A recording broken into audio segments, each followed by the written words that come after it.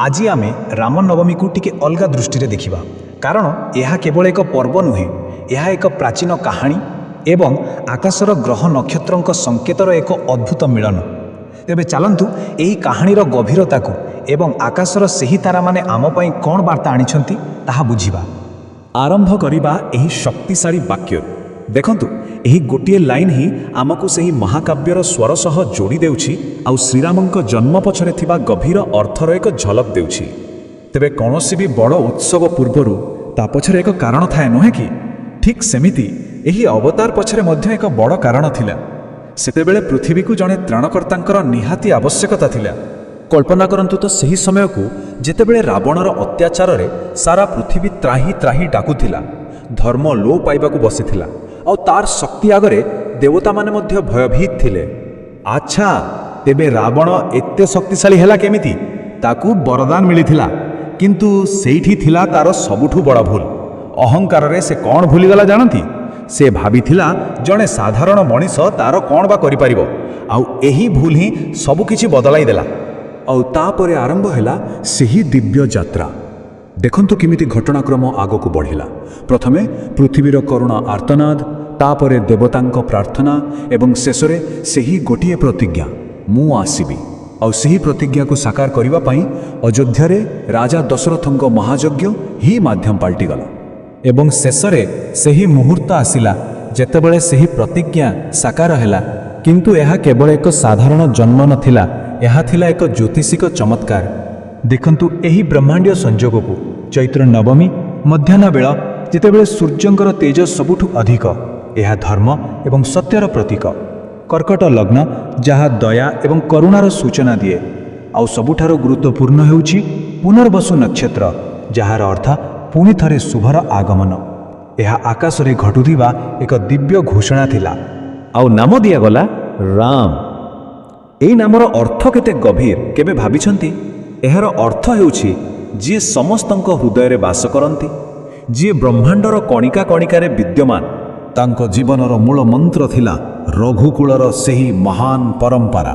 एही गोटिए वाक्य ही तांको संपूर्ण जीवनर उद्देश्य को वर्णना करुछि, प्रतिज्ञा आउ वचनर सम्मान।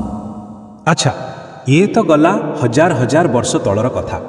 एबे चलंतु सीधा आसीबा आजिर दुनिया को आउ देखिबा 2026 मसीहा मार्च 27 तारिखर ग्रह नक्षत्र माने सेही प्राचीन कहानीर किपरि प्रतिध्वनि करुछंती। एही तथ्य को टिके भल भाबरे देखंतु। किछि कथा आखिरे पडुछि कि? हाँ, ठीक सेही पुनर्वसु नक्षत्र आउ कर्कट राशि रे चंद्रमा माने हजार हजार वर्ष पूर्वरु सेही दिव्य संजोगर एक झलक आमको पुणी थरे देखिबाकू मिलुछि। केते आश्चर्यर कथा नुहे? तेबे एही ग्रह मानकर स्थिति आम पई कोन इशारा देउछि? आम दिनचर्या उपरे एहार प्रभाव कौन पड़िबो? आसंतु देखिबा। देखंतु एही दिनर मूल मंत्र हेउछि संतुलन।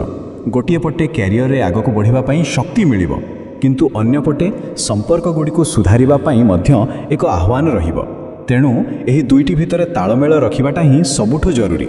चलंतु एक उदाहरण नेबा। देखंतु मेष आउ तुला राशि को दिनर शक्ति तो समान, किंतु प्रभाव अलगा अलगा। जेउठी मेष राशि को टिके सतर्क रहिबाकू कुहा जाउछि, सेठी तुला राशि पई एही दिन कार्यक्षेत्र रे सम्मान आनी पारे। आउ हाँ, एक छोट किंतु मजादार कथा।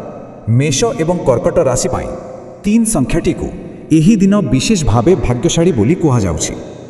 तेबे आसंतु एबे आम आलोचनार दुईटी जाक सूता को जोड़िबा। गोटिए पटे सेही प्राचीन कहानी आउ अन्य पटे आजिर ग्रह नक्षत्रर इशारा। एथिरु कौन जाना पड़ुछि? राम नवमी रे तारा मानकर स्थिति केवल एक संजोग नुहे, यह शक्तिर एक पुनरावृत्ति जहाँ प्रतिवर्ष आमको किछि न किछि शिखाइबा पई आसे।